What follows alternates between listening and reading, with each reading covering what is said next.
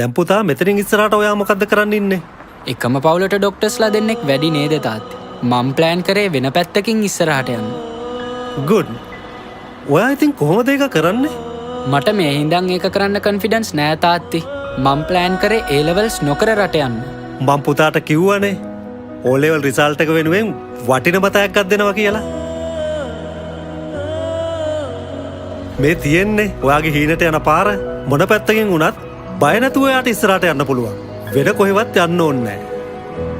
මේ පාරේ නිදහසේ විශ්වාසයෙන් ඔයාගේ ගමන යන්න පුළුවන්.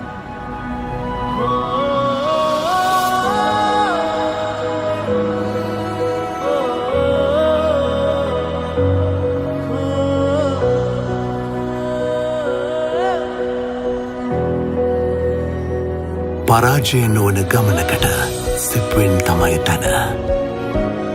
2027 උසස් පෙළ සියලුම පන්ති මාර්තු 10 උදේ 8ට ඇරඹේ. සිප්වෙන් කුරුණෑගල නැනගුණ සුසති පරපුරක් උදෙසා.